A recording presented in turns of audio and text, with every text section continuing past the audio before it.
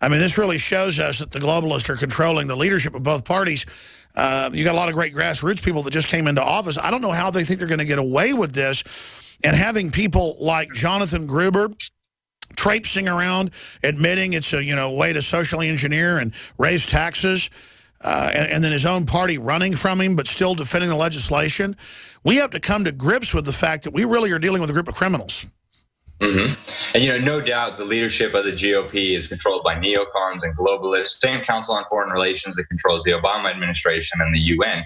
And that's obvious just by their fruits. By their fruits ye shall know them. We can look very clearly at Congress. They just got a huge Republican majority, and they're relying on the ignorance of the American people and on Republican voters in particular to not understand that they have the complete and total power to stop any of this. All they have to do is refuse to provide funding for it. All funding has to come from the House of Representatives. If the House does not approve funding for Obama's imperial decrees, for the UN climate, they're not even calling it a treaty now because Obama knows he won't get it ratified. But they can deny funds for any of this. That's and right. All Obama can do is kick and scream.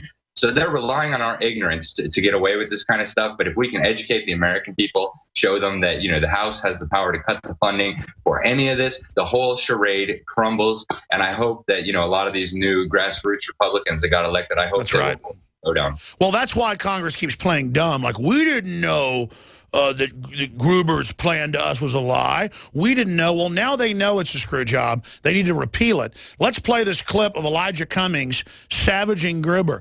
Cummings is really good at acting like he doesn't know that he supports stuff that is basically double black unemployment in Maryland. Here's the clip.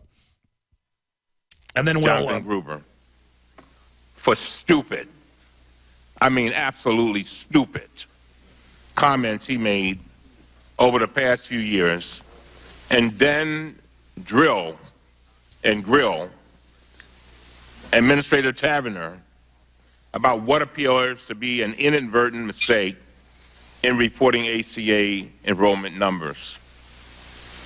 This may be good political theater, but it will not help a single American get health insurance.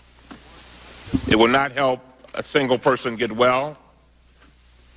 It will not help a single person get the care that they need. Listen how he talks to you like you're 5 years old. Let me be clear. I'm extremely frustrated with Dr. Gruber's statements. Your screw job's getting exposed. They were irresponsible, incredibly disrespectful. Well, for telling the truth about what you're involved in? And did not reflect reality. And they were indeed insulting. I was in Congress when this law was debated. And Dr. Gruber does not speak for me or the chairman of the other committees who worked tirelessly. Or the 12,000 pages of changes. We debated this legislation for nearly a year. You debated it, huh? Before Really? it was finally passed and signed by the president. Did you read any of it? We held 79 hearings and markups in the House of Representatives. Of propaganda alone. and baloney. Never once did I believe or did anyone suggest that we were somehow hiding our goals from the American people. Yeah, you don't want our guns either. But worst of all, Dr. Gruber's statements gave Republicans a public relations gift in their relentless political campaign to tear down the ACA and eliminate health care. The Republicans helped write it. The Republican leadership. Many Republicans now allege. You mean good Republicans? Some kind of Democratic conspiracy, citing the praise for Dr. Gruber's work from President Obama and other Democrats. But that, too, is completely wrong. Let me highlight some additional praise Dr. Gruber received for his work. Dr. Gruber received the following thanks for his contributions to health care legislation, and I quote, Jonathan Gruber at MIT devoted hours and hours to an essential economic model. All right, let's not play any more of these lies. What do you make of this type of arrogance and hubris? Then we're going to skip this network break and go to phone calls. I think it's symptomatic of everything that's going on in Washington, D.C. It's constant. It's all about deceiving the stupid voters, as Gruber put it. If they couldn't deceive the stupid voters, they couldn't get away with this kind of arrogant crime spree. Hence Common Core. It is. It's all across the board. If you look at education, healthcare, all of it relies on deceiving voters who they think are stupid. And, that makes our job very clear. We need to educate the electorate and get these people out of office so that they'll stop destroying our country, stop trampling on our rights, and stop selling us out to organizations like the United Nations that are being used to take our guns infringe on freedom around the world. It's that simple. Well, they're just mafias that come in and hijack free economies, cut them up, divide them up, and then have a new scam to fix all the problems they've created before. And Cummings knows full well what he's done. Everybody knows what's in that bill up there in Congress. And see, now they're like, the Republicans want to get rid of what we've got. No, Boehner and McConnell don't. See, because when it all comes out that they're together on it, then they lose the Democrats. The only reason the Democrats are supporting it is because they think the Republicans want to take their free goodie away, and they've had an imaginary victory. That's why you checkmate them when you actually bring out its bipartisan screw job. Jim in Missouri, thanks for holding. You're on the air worldwide. Hey, thanks. Mr. Newman, I'd like to direct this question to you. I got a couple points I'd like to make. First of all, I believe that the local law enforcement is the biggest hurdle the government has in gun confiscation. But I'm wondering if the Obama administration will use these latest cases of police brutality to... they're trying to start a civil war.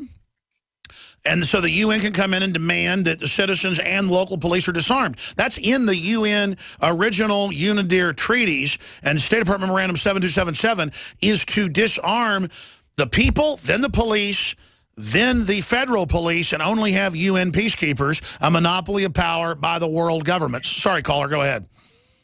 Well, we keep seeing these police brutality cases, and the government, the Obama administration especially, jumps on these things, and whether they're true police brutality or whether they're not, they're criticizing the local law enforcement. And I just see this as a way for the Obama administration to turn the people against local law enforcement to help them further federalize the local law enforcement to be able to do whatever they want. I believe that local law enforcement is one main thing standing in the way of gun control, because we got a lot of sheriffs and police departments that will not enforce it. But if the federal government has federalized local law enforcement, then they can do whatever they want, and that's my fear. That's it. No, what you said is 100% true. Alex, any comments on that? Yeah, we've been running for decades as a campaign to support your local police and keep them independent. And it's for exactly this reason. Local law enforcement is not the enemy. Obviously, there's, some bad apples, whatever you want to call them. And you find that all across society. It's not unique to police departments. The biggest problem is the federal control over local law enforcement, the militarization of law enforcement that's being carried out from Washington, D.C. So really, the source of these problems tracks back to the unconstitutional machinations by the federal government. And then you have people like Obama who have been showering military equipment on local police, stepping in and saying, oh, look, police militarization. So there's a very sinister agenda here. The UN is exploiting the same thing. They're trying to demonize local law enforcement here in the United States as, some kind of gung-ho, racist, lunatic wackos. And that's just not the case. The local law enforcement, that's our friends, that's our neighbors. They're part of our communities. And the globalists and Obama and all of these, they understand that this is one of the big hurdles to implementing their agenda. Well, there's certainly some rotten areas in the country, but when the globalist, weaponized media is attacking local police 24/7 and Hollywood's involved, it's bad. I mean, it's a no-brainer. When the enemy's doing something, I can intellectually track why it's bad, like Jim just said, like you just said, but it's just obvious. It's so outrageous. Anything else, Jim? Yes, I would also like to make the point. I'm a pastor here in Missouri, and I would just like to say to all the pastors and Christians that are listening, we have an obligation to let people know what's going on. To any pastor or church member that believes that politics do not belong in church, I'm going to encourage you to read Ezekiel 33. We are the watchmen, and their blood is going to be on our hands. The blood of the people is going to be on our hands if we let all this happen and don't warn people about what's going on. You're absolutely right. They want civil war in this country. That's how the communists take over. And again, it's powerful, rich people that want to set offshore and bring the country down that are financing a classical communist takeover in America. It's incredible. And then they give all the federal training and these armored vehicles, knowing it makes local police look horrible. Then they come back in and go, we'll train them how to use these tanks right, while the people throwing the bottles work for the Justice Department on record. I mean, it's sick. Kevin in West Virginia, you're on the air. Go ahead. Hi. How are you, both Alexis? My question is, my family is nothing but hunters, and this whole disarmament treaty, I don't quite understand it. Well, it's simple. Do you think a tiger or a lion wants a gazelle or a ding-ding it's going to eat? Some little deer? Do you think it wants it to have, like, big 10-inch fangs? No, it eats it because it'll roll over. So that's why they're trying to take your guns. Well, I mean, we're hunters, and what scares me is that are we going to wake up Christmas morning with the Gestapo at the door saying, turn them in? Yes, and it's being done in California and New York incrementally for little regulations and veterans where Bloomberg says, the headline last year, gun confiscation has begun in California. I appreciate your call. Comments. How do you see them rolling this gun control by stealth?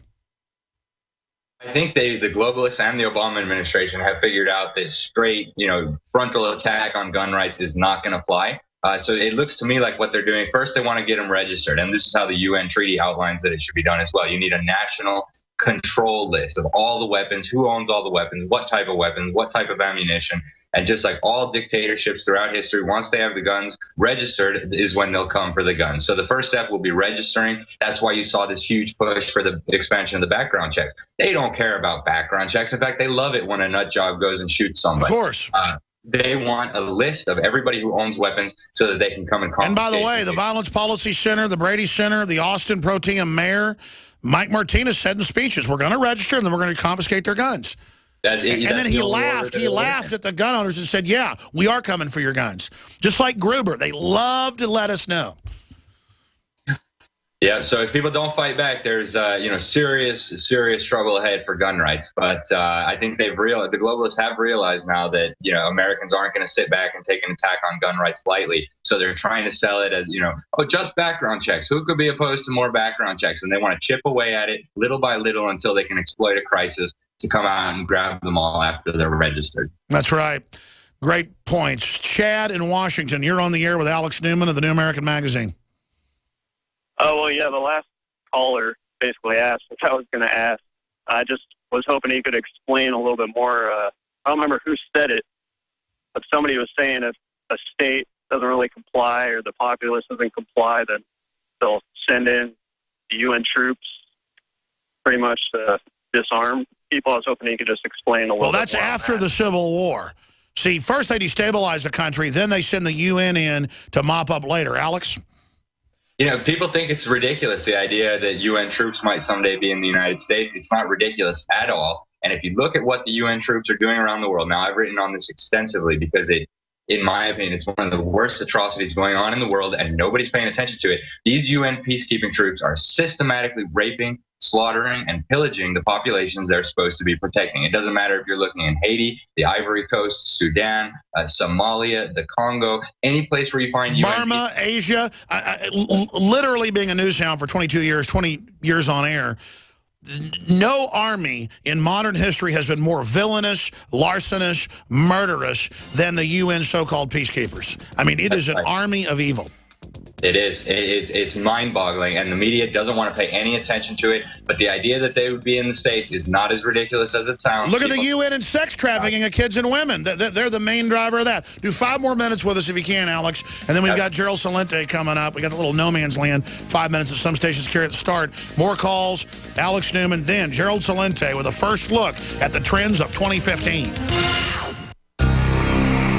Thank you for listening to GCN. Visit GCNlive.com today.